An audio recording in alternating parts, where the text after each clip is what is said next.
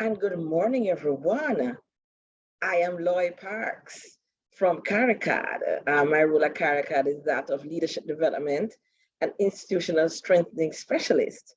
And we are delighted to once again be hosting one of our impactful, yes, I'm speaking it into being, webinars. And today we are delighted through our Memorandum of Understanding with the Caribbean Disaster and Emergency Management Agency, CDEMA. We are partnering, collaborating with them this morning to share on this all-important topic for our region. Lessons in resilience, it's lessons in resilient recovery amid uncertainty, a regional perspective. Our presenter, who will be introduced more in depth later, is Miss Andria Grosvenor, and I'll tell you more about her. But before we get into that, as usual, we like to encourage persons to remember our ground rules. We want to have the best possible virtual learning experience.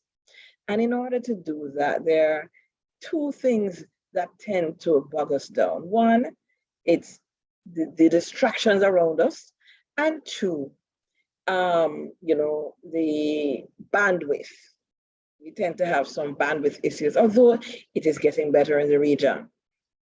So distractions, sometimes having a lot of different software applications open on your device can be a distraction in and of itself. So it might be useful to close all the other software applications on your device apart from Zoom. Mute your phones, your cell phones, the office phone. If you can't mute, maybe turn the ringer down so that you are not distracted by the ringing, all right? The other thing too is that our colleagues, we love them, we work with them, we can't do without them, but they can be a distraction for us. So just remind your colleagues you're attending a webinar this morning. It's just an hour, and to just allow you to, lean in and to focus on what is there to learn today. And in terms of bandwidth, no, we can't always prevent bandwidth challenges, but we can improve that by one, plugging in your internet cable if you have it available. And for webinars, you're not really required to speak, although we do allow for that during the discussion time. But if you're going to speak, it's always useful to use a good working headset and microphone, all right? And as usual, we are always interested to know where you're joining us from today. And so we are going to invite you to use the chat feature and to just share with us where you're joining us from today. So I am joining from Jamaica. I work for CARICAD, which is headquartered in Barbados, but I work remotely from Jamaica. And I'm seeing a couple of people in the chat. So Sonia, hi Sonia. Sonia Grogan is joining us from Kansas. Karida from St. Kitts. Sorry, Sonia is joining from Guyana. Ajodia, one of our alumni from the Public Service Academy in Trinidad and Tobago. Welcome. Dawn from Guyana, yes. I know Sean is joining us from the UK. Charlene from St. Lucia. Sandra from Public Services International Caribbean, joining us from Barbados, or wherever in the world Sandra is. Deborah is joining us from let's see now, that's Barbados. Zabalon, that's such an unusual name. I've never heard it, I think. From BVI, yes. A very pleasant Caribbean good morning from BVI. Yes, indeed, from where I am, it is indeed a very pleasant morning. I got some rains at my home and it has really cooled down the place. I'm enjoying it. All right, and I'm seeing some other people. I'm looking at the participants list as well. So Trevor, welcome. Francis, welcome from Grenada. Leah from St. Kitts. I see Soyinka, Permanent Secretary public service in Guyana, guy from Guyana, welcome. Wendy Guy Fernandez, another alumni from, I believe, Tobago. Wendy, correct me if I'm wrong. Jeffrey Ford from Regional Security System, another alumni, right? And Jeffrey knows a thing or two about working in this space of resilient recovery. Isaac from Grenada, welcome to you all. Welcome to you all.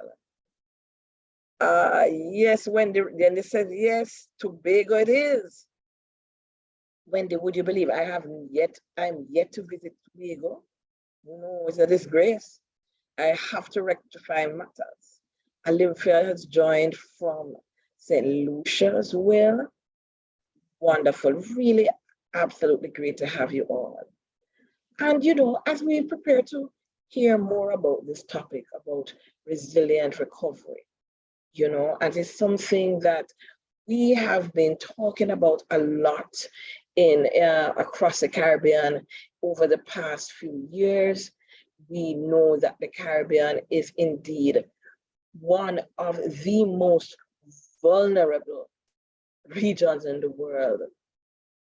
And you know what? The other side of it is, I believe we're also one of the most resilient regions in the world. And we've had to learn about resilience as we have been more impacted by climate change, the frequency and ferocity of hurricanes. We've had to deal with other natural disasters such as volcanic eruptions. We've had to deal with things like flooding. We've had to deal with COVID, and the list goes on. And this affects not only our physical environment, it affects us personally, affects our communities, our families, our workspaces, our economies. And so this business of resilience, what is it? And I want you to share in the chat for me, what for you is resilience? What does resilience mean to you? And while you're thinking about what resilience means to you, I want to share a very short video that I found, which is a little cartoon, is very short, and I think kind of captured a little bit, give us a little food for thought as we think about this concept of resilience. So allow me to share that video momentarily.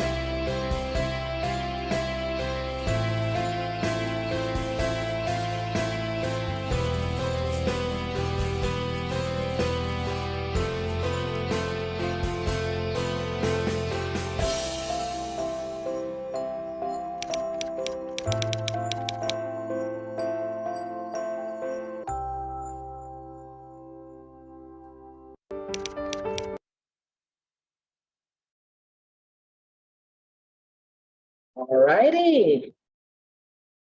I hope you enjoyed that. I hope that video gave you some food for thought. And I'm seeing some persons sharing in the chat their perspectives on what does resilience mean for them. So Leah says to Leah, resilience is the ability to persevere during difficult times, to recover from bad periods, having the capacity to always find a way, no matter what the circumstances. Yes, so some of us may feel that way, you know. We were trying to go uphill as a circle, and we've had to adapt, get some beating into a triangle, but that allows us to move forward. Carida says, resilience is the capacity to rebuild physical and economic structures after facing a catastrophe of any magnitude.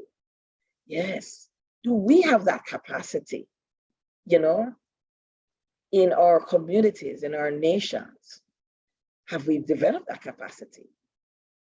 Eartha says, never giving up and learning to adapt to new changes while remembering your why. I like that, Eartha. So it's not losing your grounding of who you are. Ajodia says, adapting to a changing environment. And I see Zebulon has, I'm not sure if he's or hers, so forgive me, has their hand up. So let me ask you to unmute there, Zebulon. Good morning, everyone. Good morning. You are sharing something, your thoughts on resilience? Yes, ma'am. In my opinion, resilience is the innate ability to be able to manage, absorb, or be able to avoid the impact of whatever is facing you, and then find either the strength, the resources, or even the assistance to overcome that impact, to recover from it, and to move forward. Now, how you achieve that type of resilience can be through practice, effort, or even education or learning. But once you have it, you're either resilient or you're not. You don't try to be resilient. You either are or you're not. You can take it, you can recover from it, and you can move on from it. All right. Thank you so much for sharing that perspective. For me, resilience is bounce back ability. That's how I like to phrase it. It's that ability to bounce back, because we are going to face various types of adversity. So from an environmental perspective, you're going to have challenges. We're not going to eliminate hurricanes. We're not going to eliminate earthquakes or tsunamis, and the list goes on. No. It will come in some way, shape, or form, hopefully not with great frequency, you know, if we're able to halt the rise in world temperatures. But the question is, how do we bounce back? Francis has shared, surviving against all odds by learning and adapting from one's or other person's experiences. And I like that, sharing from each other's experiences, because that's one of the reasons why we have these webinars periodically. It is an opportunity for us to share, to network, and hopefully in that learning and sharing and networking, we help each other to succeed. So thank you for sharing those perspectives. And we're going to come now to what I'm calling the main event. And it is my absolute delight to invite our guest today, Andria Grosvenor. Now, Andria is Acting Deputy Director at CDEMA. And Andria will share her screen momentarily, and you get to see her absolutely lovely face. Andria describes herself as a humanitarian with a passion for helping people manage disaster risks. And she has devoted more than 25 years of her young life, but she started at one. When you see her face, you'll understand. She has dedicated really over 25 years to this cause and to this passion. And she has really worked in a number of roles at CDEMA. She is an expert in areas such as disaster management strategy, disaster risk management. She is always leading the charge as it relates to preparedness, response, recovery, disaster risk reduction, research, training, education programs through CDEMA to help, help us, who are in the various member states. She's very well qualified, has a bachelor's of arts in geography, a master's, an MBA, and a master's postgraduate certificate in monitoring and evaluation. And she's a certified trainer in business continuity planning. So it is my absolute delight to just hand over the reins to Andria. She will share with us on the topic for about 30, 40 minutes. And while Andria is sharing, we're going to invite you to keep your questions. You can start to type them in the chat. And then at the end, we'll leave time for questions, answers, and discussions. So, Madam Andria, you can unmute and take the floor.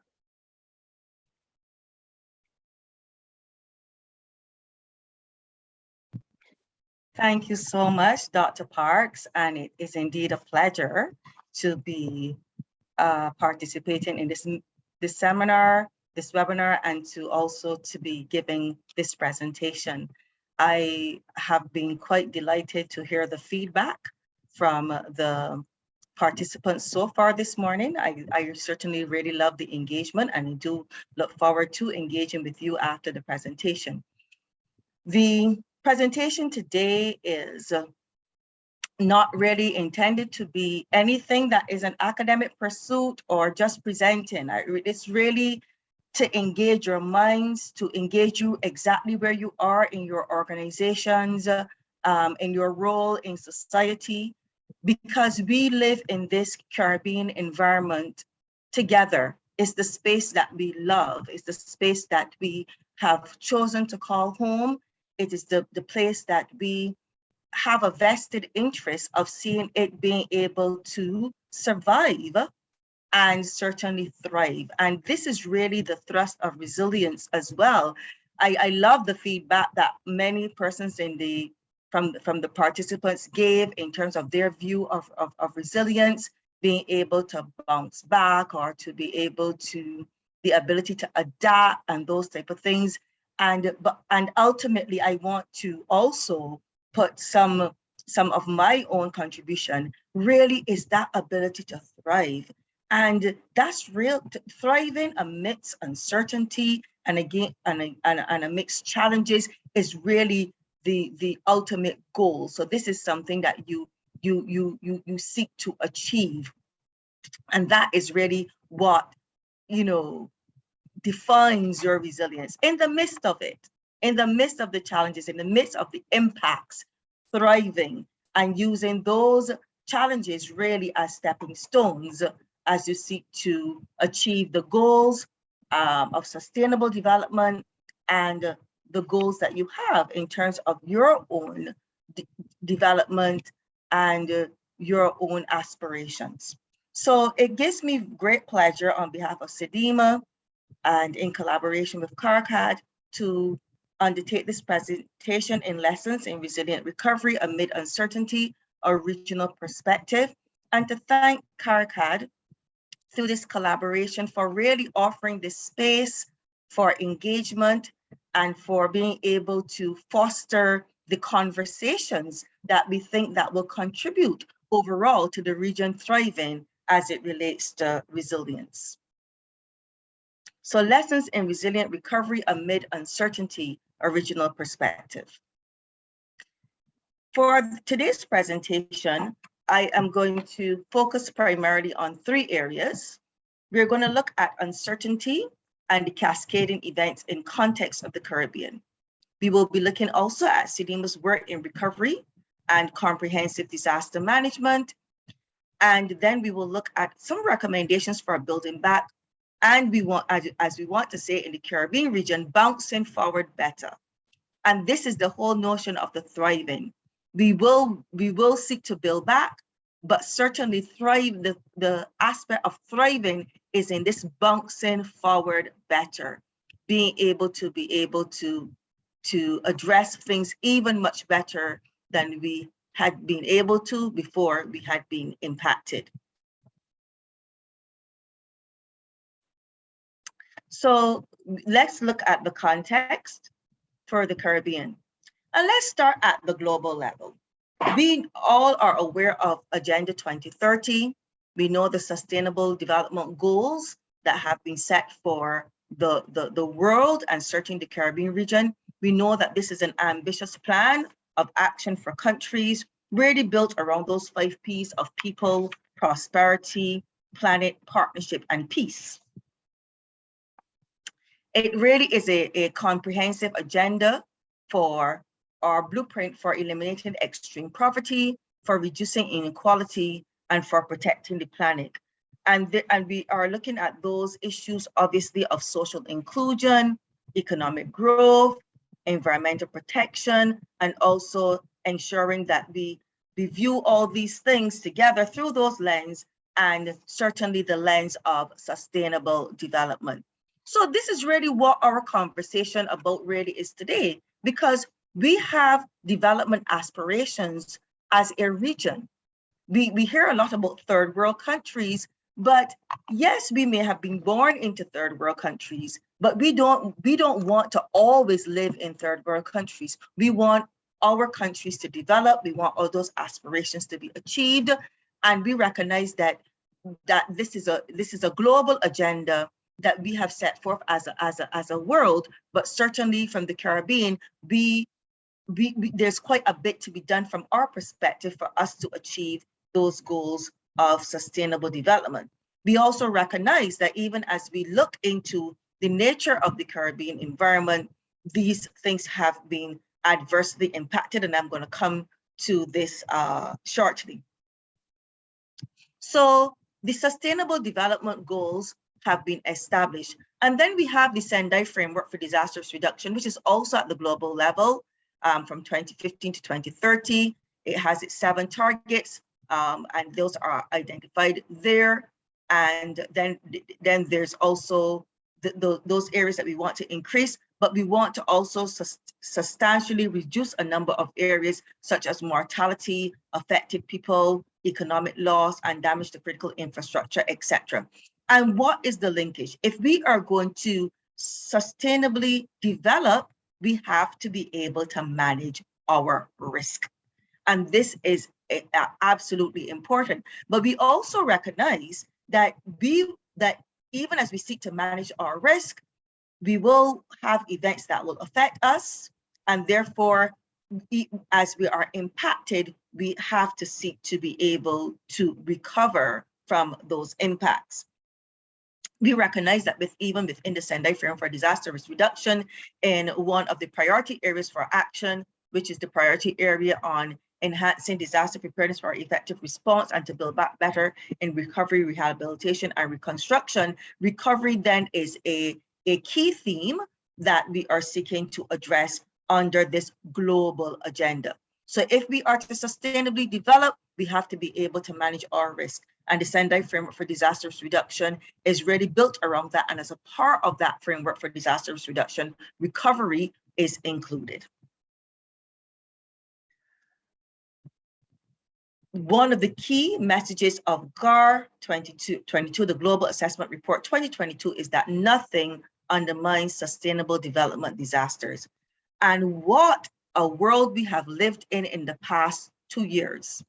We have had hurricanes, we have had the volcanic eruption in St. Vincent and the Grenadines, we have flooding in Guyana and Suriname, we have had the threat of an oil spill, and we have had dengue outbreaks, and we have had flooding, and these have happened not only one by one or concurrently, we've had them concurrently, with cascading impacts. So we know that we live in a multi-hazard environment, but in the past, we've had experiences of these impacts one by one. But in the last 2 years, between 2020 to 2022, we have seen those events occurring concurrently. We've seen them with cascading impacts. We only have to look even for St. Vincent and the Grenadines, where we would have had the volcanic eruption. We had the impact of Elsa. We also would have had the flooding event, and that would have caused hot lahars to go down the valleys. And then we had a dengue outbreak, and all this was happening against the onslaught of COVID-19, which the world is still going through, and which seems to be gearing up for even another gear. And now we are having monkeypox. So this is a world of uncertainty. Uncertainty is certainly the new certain.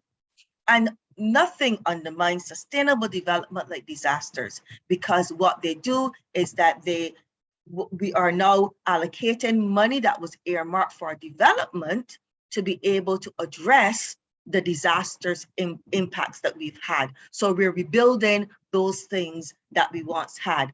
One of the things that my parents taught me very young is that you really cannot get wealthy by buying the same thing twice. So henceforth, you were taught to care the things that you have. And this is really translated also into the world that we live in. If we have to be constantly rebuilding and we have to be constantly putting out funds for the same things, we cannot be able to achieve our development aspirations. So there are key messages, as we said, coming out of the global assessment report. And those messages, in keeping with the message that we just had, is that the climate emergency and the systemic impacts of the COVID-19 pandemic, they point to a new reality. And that new reality is uncertainty. But understanding and reducing those risks in this world of uncertainty is fundamental to achieving our genuine sustainable development. And so the best defense against our future shocks is really to transform our systems now so that we're able to build resilience, we can address climate change and reduce the vulnerability, exposures, and inequality that drive disasters. The fact is that we do have inequality in our societies, issues of poverty, issues of unequal distribution of resources, unequal access to power. And these type of inequalities are the breathing ground for disaster impacts. And whilst we are seeking to develop our countries and to sustainably develop, these are things that these risk drivers are things that we need to unlock and we need to treat, because we also know that they would adversely affect our ability also to recover. One of the also the messages of the GAR 22 is that we are measuring the wrong things. We're not really measuring the things that we value, things like a safe society, clean air to breathe, a world that we are comfortable to live in. And these are the things that we need to be able to address so that we are able to deal with the risk decisions that we make. And we are also able to reconfigure our governance and financial systems that we can work across those silos, and we can be able to work with a number of people to advance that resilient agenda. So in the Caribbean, as we come a little bit closer to home, we recognize that we have an environment that is adversely affected by climate change. The climate has changed. We know that we are much warmer, over a degree warmer than we have experienced in the past. We also recognize that we see the effects. The heat is absolutely unbearable. We also recognize that the climate hazards like the floods and the hurricanes, they are likely to slow our economic growth, and we are anticipating that we will have more and more adverse impacts. And we've seen it in 2017 with the impact of Hurricanes and Maria. We've seen it in 2019 with the impact of Dorian in the participating states. And then we note that we're seeing storms coming about early. We had the early impact of Elsa in July of last year, and we are now seeing the flooding, the flooding in Suriname and also in Guyana. So these are likely to slow economic growth, increase the poverty, worsen those inequalities, and exacerbate issues of food insecurity and cause health problems. And really, this is an interruption of development, reversing the years of development progress that we have made and undermining our efforts to achieve sustainable development. And as this development is disrupted, we recognize that our path of trajectory as it relates to disaster recovery has to be even stronger and much more robust, so that because we have to forge a path that is probably unknown to the world. We have the annual visit of hurricanes, we have the concurrent impact of hazards, and we do have specific vulnerabilities as small island developing states. So therefore, our trajectory path for recovery has to be even more robust than we have seen even in other experiences of the world. So our policies for disaster recovery, we recognize they do not address those structural inequalities that leave the people at risk. It doesn't have the sort of structural transformation that is required to build climate resilience, or even to address issues of poverty and social exclusion and vulnerability, human adaptation and change in natural system. And in fact, our policies may deepen inequality in its various dimensions. So we need to be able to address our recovery that we are able to thrive in the region. So what has CDEMA been doing as it relates to this resilient recovery agenda? Again, as we indicated, we see this process for us as being quite different than probably what we've experienced in the world. So it's a wonderful opportunity for the Caribbean to be able to forge a direction where the world is probably still grappling with certain ideas. And this is not new for us. We talk about the comprehensive disaster management strategy that I'm going to introduce shortly. And really, we would have contributed this regional strategy and framework to the global agenda on disaster risk reduction. CDM started in the region in 2001, and in 2005 was when the first global framework would have been articulated. So we know what it is to be the trailblazers. When we talk about health, it was the Caribbean that brought the whole idea of non-communicable diseases to the attention of the world and the impact on society and economy. So we in the Caribbean know how to be trailblazers. And so therefore, as we seek to consider resilient recovery, we are looking at ex ante and ex post recovery. We are not just looking about recovery when something happens, but we're looking at addressing recovery even before. So this is the Caribbean region, and this is the CDEMA participating states. From Belize in the west, covering the countries in the north with the Bahamas into the Eastern Caribbean and Southern Caribbean, and also Guyana and Suriname in the south. Our comprehensive disaster management strategy is a comprehensive approach to disaster risk management, dealing with all the phases of the disaster management cycle, which includes mitigation, preparedness, response, and recovery. We have been able to address recovery throughout the CDM strategy, but within the last 2 years in particular, we have given a much more structured attention to recovery. Coming out of the 2017 events, we recognized that there needed to be a much more dedicated approach to this, even as we address other phases of the disaster management cycle. We needed to give a lot more attention, and so we've been able to do so.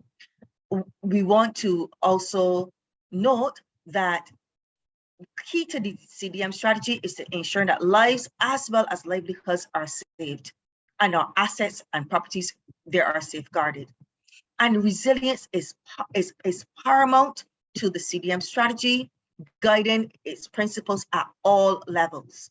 And we are looking at that link between disaster reduction and national sustainable development, and also focusing and addressing the vulnerable groups. These are key components to the CDM strategy. Also key to the CDM strategy, we know that we also have the resilience framework, which was actually endorsed by the heads of government of the Caribbean community in 2018, where recovery is a key pillar of that resilience framework, and other areas such as enhancing economic opportunity, social protection for the marginal and the most vulnerable, environmental protection, and safeguarding infrastructure, and also dealing with operational readiness. These are the key pillars, but recovery is included and embedded as one of those key pillars. So we are not looking only at the physical recovery in terms of the actual physical buildings, but we're looking at all of the aspects of recovery in terms of the social and environmental aspects. And you will see this as the presentation progresses. So in the Caribbean, therefore, what we've sought to do is that we need to have an evidence-based approach to disaster recovery. And so CDEMA, in collaboration with our partners, with funding from the UNDP Engender program, which is supported by Global Affairs Canada, as well as the Department for International Development, we were able to address the whole matter of recovery through the development of an audit. CDEMA has an audit that addresses all phases of the disaster management cycle, and we were able to strengthen that process for recovery by strengthening this particular component of the audit. So there are components of the audit enabling environment recovery, risk information and analytics for recovery, macroeconomics and budget management, and evidence-based analysis of the recovery program. And you are given a score, and we have a dashboard. So these are the ranks of the standards from 1 to 3. 1, the standard is not met. It is partially met, is yellow, and 3, the standard is fully met. And we have a number of questions in this recovery capacity audit. There's also the sectoral assessment that we have really as well. And it's really to provide an analysis of the disaster risk management in the countries as per the standards in the recovery, and also to address what are some of the gaps, what are some of the priority areas, and to be able, through the country work programming process that we have with countries, which is the multi-stakeholder, multi-year process, to be able to address those gaps that we are seeing in recovery through a programming approach. So we have the evidence through the administration of the audit, we are able to capture the gaps, and then we are also able to include those areas for support within the country work program for funding to advance the recovery efforts. But why are we focusing on recovery? We know that this is an interconnected world, and disaster impacts are increasingly cascading, as we talked about, across geographies and sectors. And we know that COVID-19 has really altered the landscape and as it relates to hazards. We know that climate change is a risk amplifier, and this is the world of uncertainty that we're living in. And therefore, as we are experiencing a number of these natural hazard impacts, they often lead to disasters, and these require a large amount of government expenditure for emergency management and recovery, and this increases the financial burden. And as we said, often we are now in an environment we're expending resources to fix the same challenges that we had in the past. And so this drive by the risk landscape and the uncertainty and the climate change and these type of things really is something that we want to manage, that we can anticipate what will be the challenges and be able to put appropriate measures in place for the recovery. So what are some of the barriers to building back better in the Caribbean? So based on the research that we've done, we see a number of those areas emerging. First of all is that limited capacity and fiscal space. We know that the Caribbean region, we are heavily indebted, and often we do not have the sort of fiscal space that would allow us to be able to respond to shocks, external shocks as they occur. And so therefore it makes us vulnerable to these natural disasters and the external shocks. Also, if we look at the enabling environment, the legislative arrangements and the updated recovery plans are often lacking. When we look also at the capacity for implementing recovery, when we look at the procurement arrangements and the institutions that we need to have are identified, and those type of things, this is really lacking. And therefore, we really and truly do not have sufficient mechanisms that allow us to rapidly mobilize and boost the capacity for implementing recovery. And there are really insufficient resources to fund recovery. Governments often have limited access to resources that would allow them to be able to fund recovery. And often they are competing on the external market for a number of access to those resources to fund recovery. There's also limited investment in disaster resilient infrastructure, and this is why safeguarding infrastructure is a key part of the resilient framework that was approved by the heads of government of the Caribbean community. And this is something that we need to fix, because more and more disaster impacts are showing the damages to critical infrastructure such as our schools, such as our hospitals, such as our roads and our communications. There's also limited commercial disaster insurance for the government. So many government buildings are not really insured. And so it means therefore governments have to often rebuild a number of those buildings and the infrastructure because they do not really have the insurance.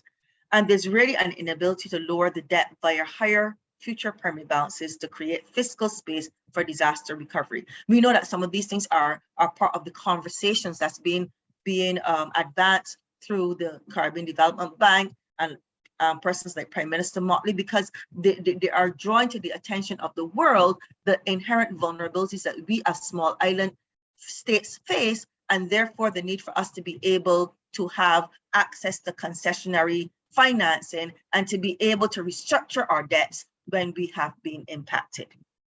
And so the Caribbean Resilient Recovery was launched in December of 2021.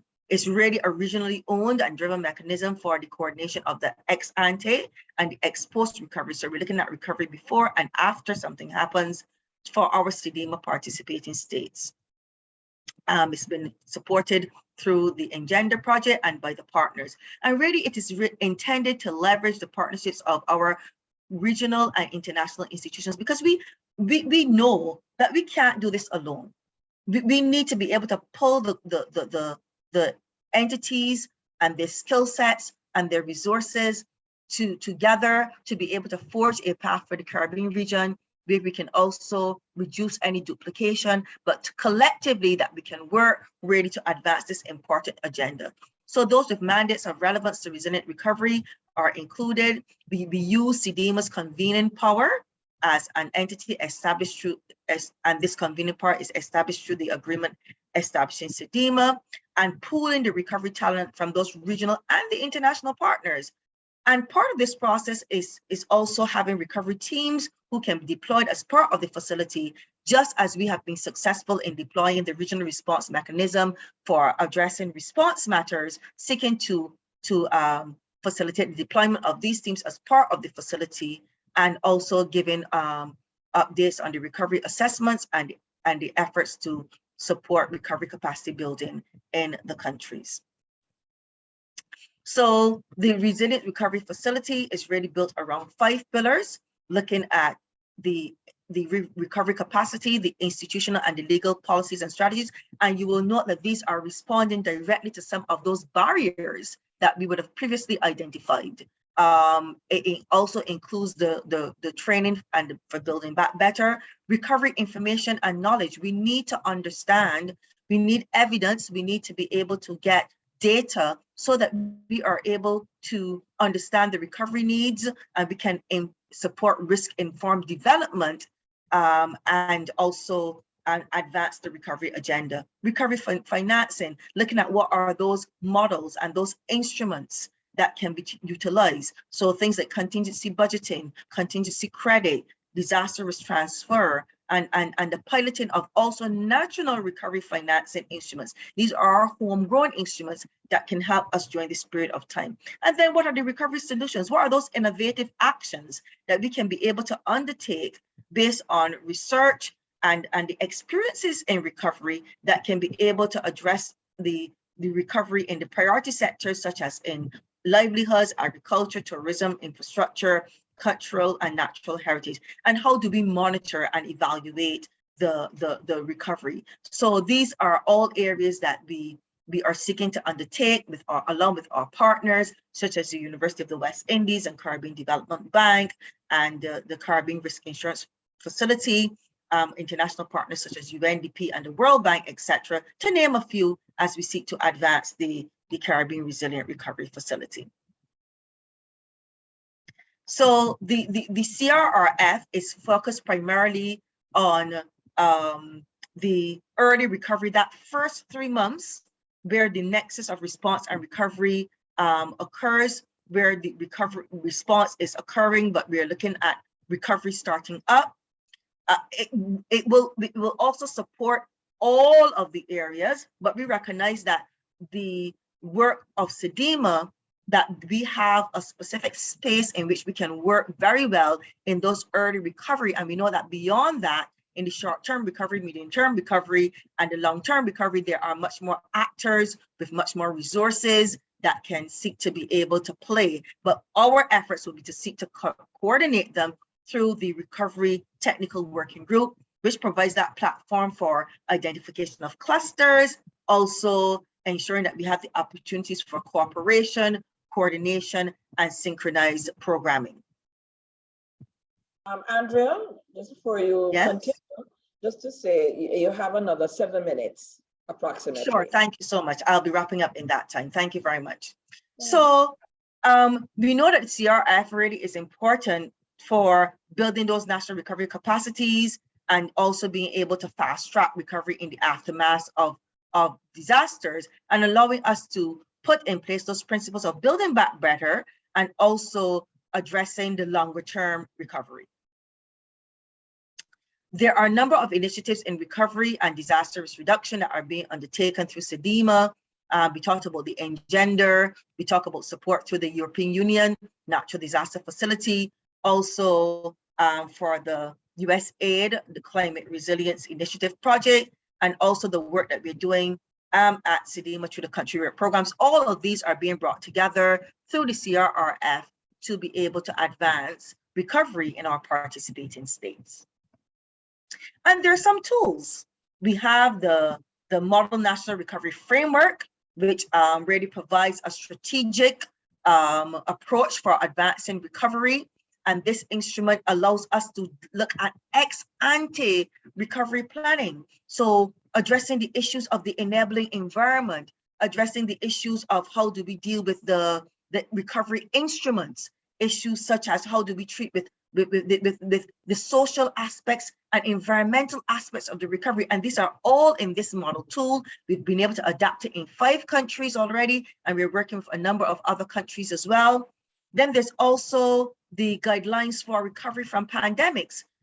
This is a tool that we've been developed that we can look at continuity planning that can be utilized for various for governments, for private sector, medium, as well as small scale enterprises, etc., so that we can be able to have a way out and in terms of the planning and addressing the recovery matters related to the pandemic. So we have the guidelines, we have the Model National Recovery Framework, and we are also doing a research on on a snapshot of experiences from the pandemic, so that we are able to systematize and to be able to have the lessons learned that we can be able to put in place these measures. Remember, for the pandemic, we've not seen this in our lifetimes. This is 100 years, and we really don't have a playbook. So the guidelines provide us with that playbook. the research allows us to learn for our own lessons and to also be able to document it for the future. And as we said, the Northern National Recovery Framework is for broader emergencies as well. And we have this strategic instrument. Experience teaches. It is expected to. And so we know that recovery is really aimed to restore people's lives and livelihood, to establish our institutions and our social networks, and to foster sustainable development, and really and truly to improve. So efficient recovery can reduce the impact by helping the economy bounce back much more quickly.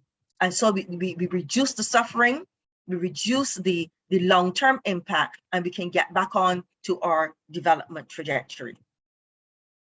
So one of the things that we did is that we also did a study on recovery approaches. We recognized that there were various approaches that countries were utilizing, and we wanted to share this briefly with you. So we had entities that were established by a cabinet note for a brief lifespan to advance recovery. These are the institutional arrangements that were undertaken, so established by a cabinet note for a brief lifespan to really advance recovery. Then we have entities that were established through an act of parliament to act autonomously. And then there were others who had recovery included as part of the national development agenda that allowed for a whole of government approach. And the question therefore is, where did this happen, and what really and truly were how do we categorize this approach that we have to the institutional arrangements? Remember, we know that we will potentially be impacted. And for one reason or another, we would have to address recovery. And for us, we need to be able to ensure that we are doing this quickly. Many times institutions take a very long time to actually be start up. And this is something that we want to be able to manage. Those institutions, we want to be able to have these things in place before, that we are not taking a year or so to just establish the institutions when recovery is required and people are suffering. So this just gives an idea of the type of institutions that we have based on the research that we did in the region. But we found that there were three models of approaches to recovery. We had the nested recovery, which was embedded in the country's development plans, its agenda, and its processes. The impacts were measurable, the outcomes were monitored through the Sustainable Development Goals and National Development Goals. We had the implementation processes were embedded in the line ministries. It was led and managed by the entity responsible for our national planning and development, and it allows for a whole of government approach to recovery, included issues of gender, of addressing gender and various vulnerabilities. And so this was really a model that allowed countries to advance very well as it related to recovery. We had the unfastened, which was an autonomous entity. This was challenging linking it to SDGs and national development goals. You had a tendency for the resource and to resource and implement projects for reconstruction or repair of infrastructure. And they were able though to meet short-term goals, but they were very infrastructure driven and not the whole matter of the social and the other elements of recovery. The hybrid was also through an autonomous body. It had some links to the SDGs, but it was tenuous. And then there was a tendency to design and resource projects for repair and reconstruction of infrastructure, again, and also able to meet short-term goals. So really, our lessons learned is that we really need to strive for achieving nested recovery. And so we need to improve our programming for capacity building for recovery among our states so that we can have the capacity building and contingency planning for our pre-disaster recovery planning for all sectors and line ministries, have specialized training to achieve social and sustainable development, you know, having those linkages with the Ministry of Planning and Development and Finance, and having that paradigm shift in the purpose and use of social protection for highly vulnerable small island development states, have some training on our procedures because we know that procurement is often a challenge with the recovery, and also commit to using the SDGs as the markers for recovery. So as I conclude in the last 2 minutes or so, I'm just going to go through very quickly the towards more resilient recovery planning. We know that we have to undertake recovery amid uncertainty. We have to thrive in an environment that is uncertain and still achieve sustainable development. And really and truly to do this is really a testimony of our resilience. So pre and post disaster recovery planning is important to assure resilient development. We can't wait until something happens to think about recovery. We have to think about it before. Ensuring the post-pandemic recovery and building back better and forward better is essential for future resilience in SIDS. COVID will be with us for a long time, but really the pandemic has been an opportunity to give a holistic approach to the government's agenda, and we need to leverage that as we address recovery. And CDEMA is focused on building the resilient recovery of participating states in coherence with the CDM strategy, the Agenda 2030, and the Paris Agreement, so that we can have resilient recovery. So we need to have a better understanding of risk to guide our recovery efforts. We also need to learn from our experiences, and we've been able to learn some good things from the work that we've been doing over the years and from our experiences and the consequences and the impacts that we've had from a number of our hazards.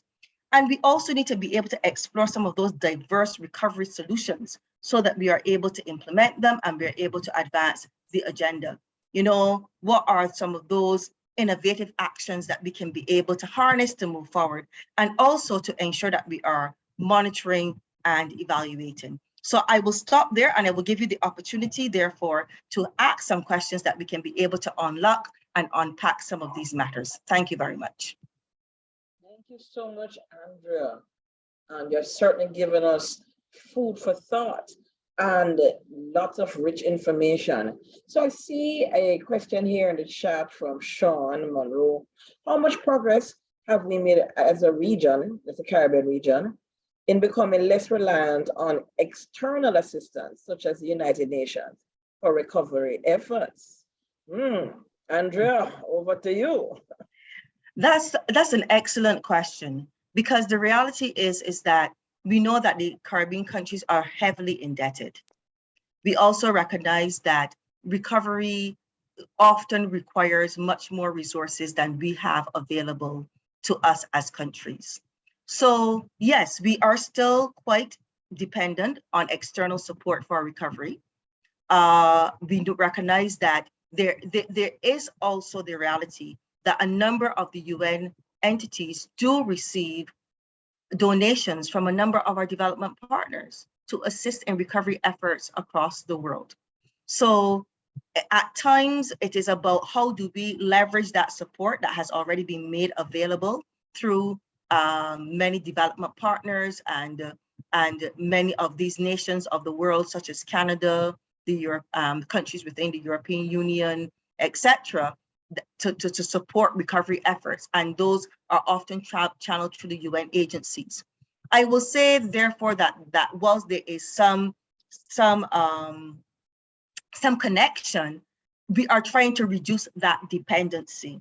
And the Caribbean Resilient Recovery really offers us the opportunity to do so. We have a number of key actors who are working in that space to be able to provide the support to countries, such as like the University of the West Indies, the Caribbean Development Bank, the Caribbean Caribbean Catastrophe Risk Insurance Facility, etc. So we have a number of those key regional actors.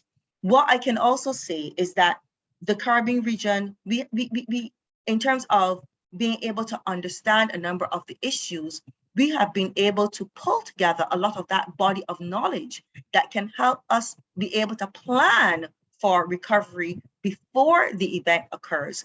And if we are able to address those institutional arrangements in terms of our legislation, our policy and legislation, and also our planning through like the Model National Recovery Framework, but then also the mechanisms in terms of having that nested approach to recovery where we have a whole of government approach, we are able then to utilize the resources a lot better to reduce waste and to also to be more strategic in our development agenda. So any investment that we have can be used better and more wisely as we seek to thrive. Our challenge often in the region is not ideas, but implementation, and we have to implement a lot better. So thanks for the question. So there's another question in the chat from PS Marina Jessamy from Grenada, and she's asking, how can we strengthen the collaboration between CDEMA and the member states' ministries with responsibility for climate resilience and the environment? Thank you so much for that question. I relish the opportunity to answer this question. You know, Yes, that's what we want. Yes. So I want to say that there are two levels of connection that we are looking at. We're looking at the regional level and we're looking at the national level. Colleagues, the reality is that an integrated approach to disaster risk management is what allows us to achieve sustainable development.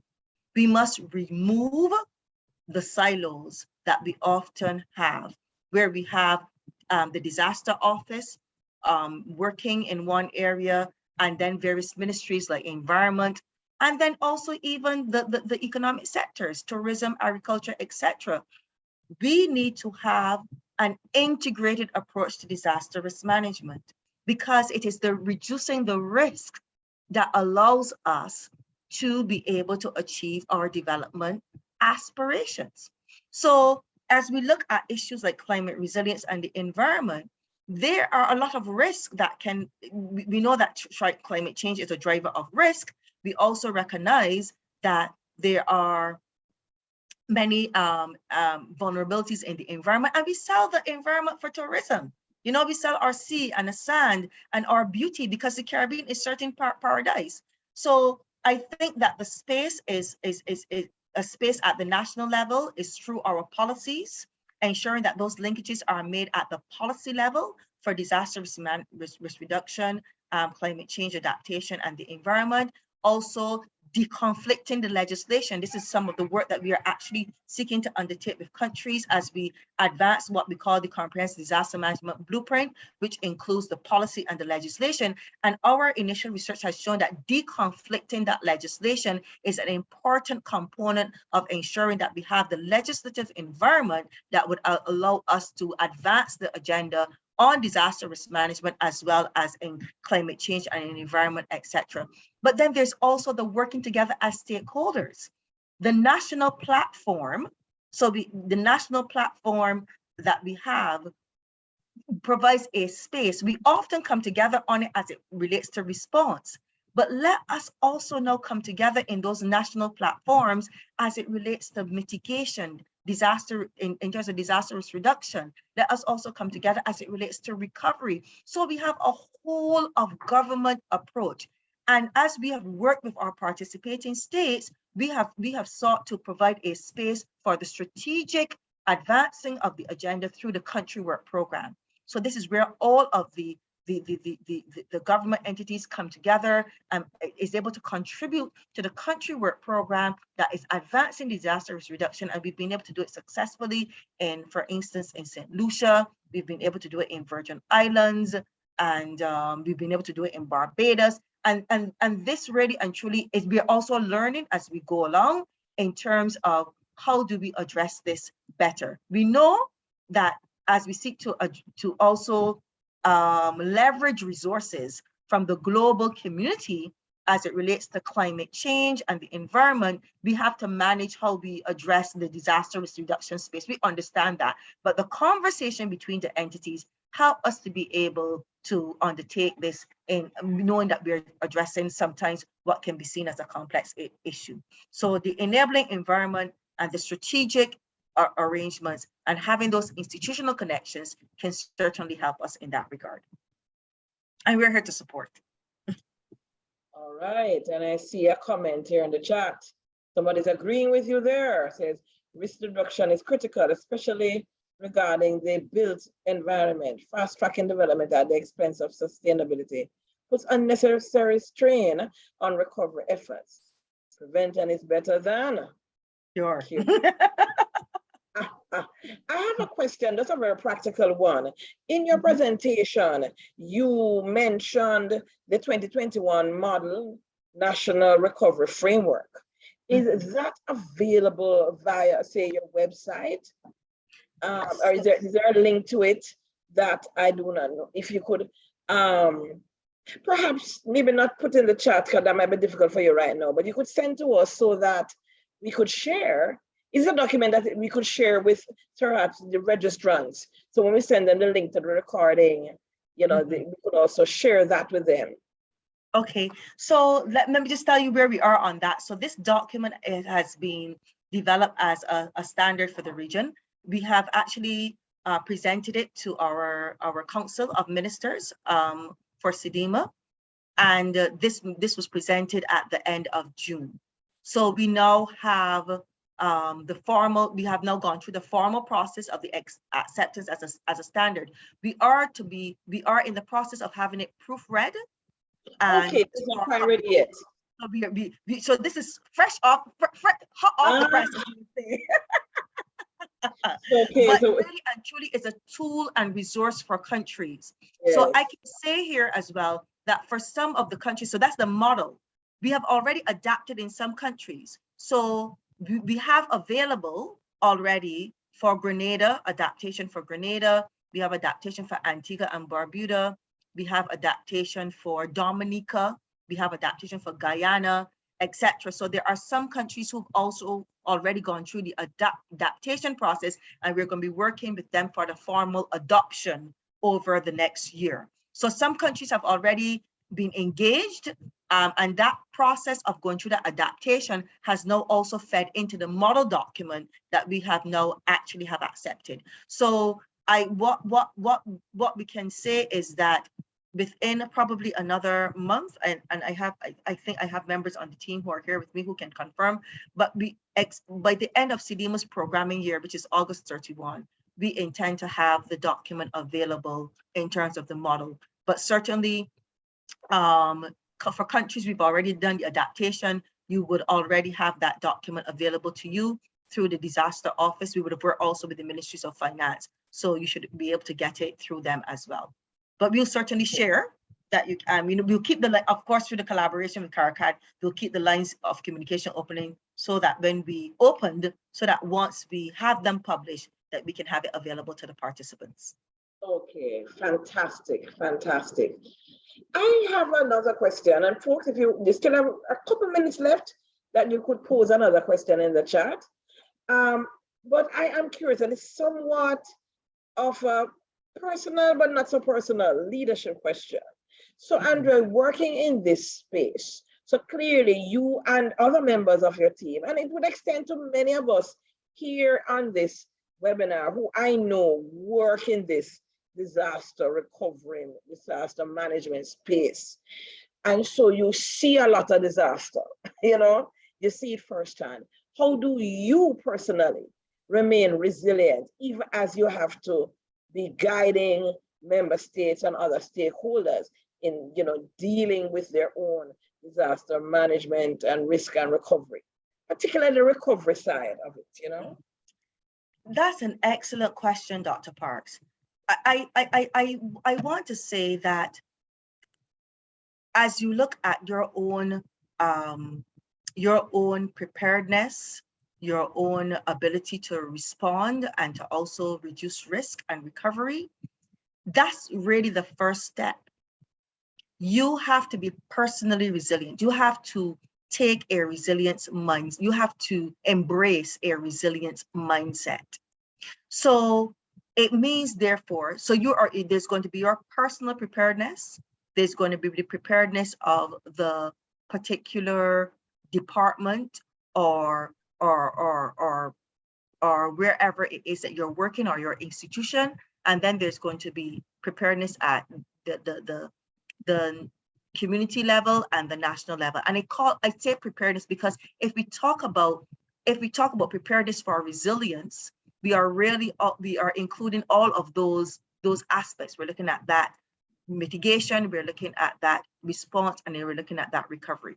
So if I can just quickly say, therefore, we ourselves have to ensure that we and our family are protected and that we are resilient. And we know that that resilience might mean that for us, because we're going to have different spaces from which we are we are coming from. So for instance, we're in hurricane season. Some of us are living in homes that we have hurricane shutters. And so therefore that might be a sign of our own resilience and being able to put things in place.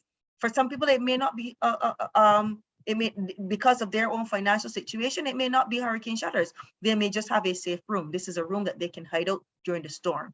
Or it may be that their resilience looks like, I know that this home that I have is not safe enough. I cannot afford it right now. I have it insured and I will ride out the storm in a safe place.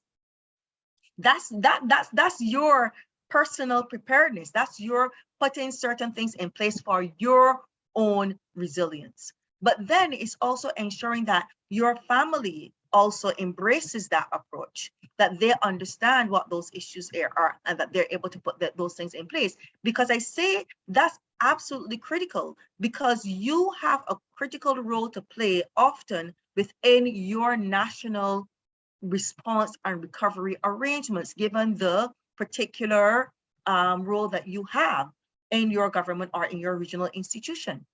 And your mind need to be at peace that your family is taken care of. So ensuring their own resilience is absolutely critical, whether it's ensuring that there are additional supplies, as I talked about, insurance, and also ensuring that the physical infrastructure is taken care of. And also having preparedness at the level of the organization so that processes can continue to be undertaken even in the midst of the emergency. And then also being able to ensure that the institutional arrangements that they have at the country level and the approaches are in place for your for resilience. But your taking care of you has to be fundamental, and you have to start it before. You have to start it before. You have to also spread the culture across your organization that they can also prepare their families, because if something happens in country, they are going to be needed to be at their station to achieve the national response and recovery. And that is a sign of the country's resilience as well. Taking care of your mental health is also absolutely critical. I mean, COVID-19 has shown the importance of mental health. And this is something that we've also recognized in a number of the events. A number of our disaster coordinators and a number of the key actors in response and recovery are particularly stretched and stressed. And taking care of your mental health is absolutely critical so that you can survive and thrive. And then you can make that investment in the countries also surviving and thriving. So have the conversations. Have the conversations at home with your family, and have the conversations with your staff as well, so that you can be prepared to reduce the risk, to respond, and also to recover. We could not end on a better note. I like what you talk about. We're not merely trying to survive, we are aiming for thriving. All right. So we are talking about resilient recovery in the midst of uncertainty. Andria, as usual, you have given us not just food for thought, you gave us like a 7-course meal. And participants, you will be getting a copy of the presentation, a recording of the presentation as we usually provide. I just want to extend just heartiest thanks to you, Andria, for making yourself available. So we're just going to wrap up. We are going to post in the chat the link just to finish or to complete our usual evaluation poll. We always want to hear from you to get your feedback. And while we post that link to the evaluation poll and you complete that, just to share, just as it is at this side of the universe, we will be taking a wee break from our webinar series in August. And so we will be back in September. Look out for those notices. In September, we are going to be having a very special webinar on leading in crisis, a great follow-up from this webinar. There is the survey link in the chat, so asking you to complete that brief survey poll for us. And if you wish to learn more and to reach out to CARICAD to find out more about our services and programs, please do email us at info@caricad.net. You can visit our website at www.caricad.net. So with that, I want to thank you so much for being a part of this webinar. And I invite you all to continue to enjoy the rest of your week and to enjoy your summer. All the best to you all.